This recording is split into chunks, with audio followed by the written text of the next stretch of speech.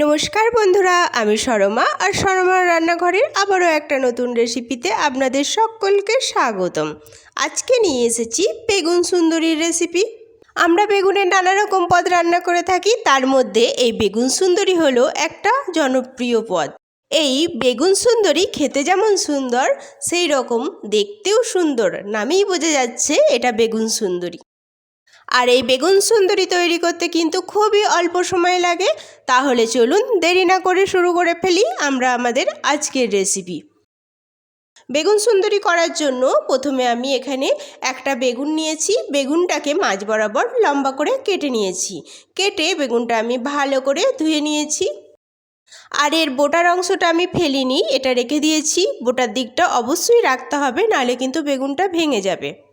এরপর বেগুনের ওপর আমি দিয়ে দিচ্ছি সামান্য লবণ আর সামান্য হলুদ গুঁড়ো আর সামান্য একটু চিনি দিয়ে দিচ্ছি। এরপর এই সমস্ত উপকরণ আমি হাতে করে ভালো করে বেগুনের সাথে মাখিয়ে এইভাবে আগে থেকে লবণ হলুদ মাখিয়ে রাখলে বেগুনটা কিন্তু একটু সফট হয়ে যায় আর এর ভেতরেও লবণ খুব ভালো করে ঢুকে যায়। দেখুন আমি বেগুনের গায়ে এইভাবে ভালো করে মাখিয়ে নিচ্ছি। বেগুনের দু পিঠে আমি ভালো করে লবণ আর হলুদ মাখিয়ে নিয়েছি। এইভাবে বেগুন সুন্দরী তৈরি করলে কিন্তু যারা বেগুন খায় না তারাও কিন্তু চেটেপুটে খাবে। এই বেগুন সুন্দরী এতটাই সুন্দর হয় খেতে। হলুদ মাখানো হয়ে গেছে।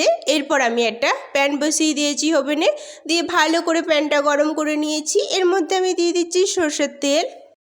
অবশ্যই এই রেসিপিটা সর্ষের তেল দিয়ে করার চেষ্টা করবেন।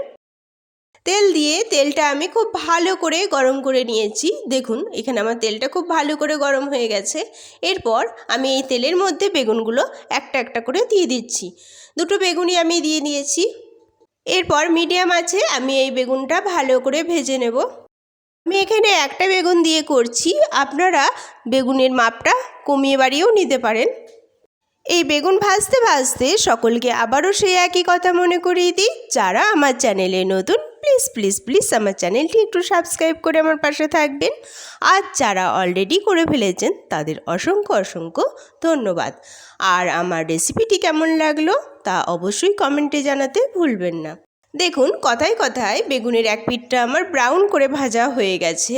এরপর আমি এটা উল্টে দিয়ে অপর পিঠও ব্রাউন করে ভেজে নেব।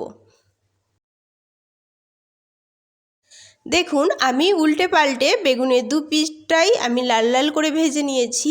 আমার এখানে বেগুন ভাজা হয়ে গেছে। এবার এই বেগুনটা তুলে আমি একটা পাত্রের মধ্যে নিয়ে নিচ্ছি। দু পিস বেগুনই আমার তোলা হয়ে গেছে। বেগুন ভাজার কাজ কমপ্লিট। এবার সময় বেগুনকে সুন্দরী করার। তার জন্য আমি অল্প একটু বাটার নিয়েছি, এইভাবে চামচে দিয়ে বেগুনের গায়ে মাখিয়ে দিচ্ছি। বাটারটা একদম অল্পই নিতে হবে, বেশি দিলে কিন্তু ভালো লাগবে না। দিয়ে এইভাবে চামচে করে এটা লাগিয়ে দিতে হবে বেগুনের গায়ে। আমি এখানে বাটার নিয়েছি, আপনারা চাইলে ঘিও ব্যবহার করতে পারেন। বাটার দেওয়া হয়ে গেছে। এবার দিয়ে দিচ্ছি সামান্য ভাজা জিরে। আমি জিরেটা ভেজে সেটা গুঁড়ো করেছিলাম, সেই ভাজা জিরে এর ওপর দিয়ে আমি দিয়ে দিচ্ছি। এরপর দিয়ে দিচ্ছি গোলমরিচ গুঁড়ো এর ওপর দিয়ে।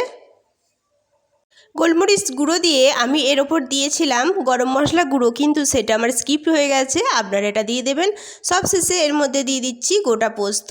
এই পোস্তটা কিন্তু এই বেগুনটাকে যেরকম দেখতে সুন্দর করবে, সেই রকম এটা খেতেও কিন্তু দুর্দান্ত লাগে। তাই পোস্তটা অবশ্যই দেওয়ার চেষ্টা করবেন, এটা যেন স্কিপ করবেন না। পোস্ত দেওয়া হয়ে গেছে। সবশেষে এর মধ্যে দিয়ে দিচ্ছি ধনেপাতা কুচি ওপর দিয়ে। ধনেপাতা কুচি দিয়ে এটাকে কিন্তু সুন্দর করে সাজিয়ে নিয়েছি। দেখুন আমাদের বেগুন সুন্দরী একেবারে রেডি হয়েছে। দেখুন এটা দেখতে কিন্তু খুব সুন্দর হয়েছে আর খেতেও হয়েছে কিন্তু অসম্ভব সুন্দর।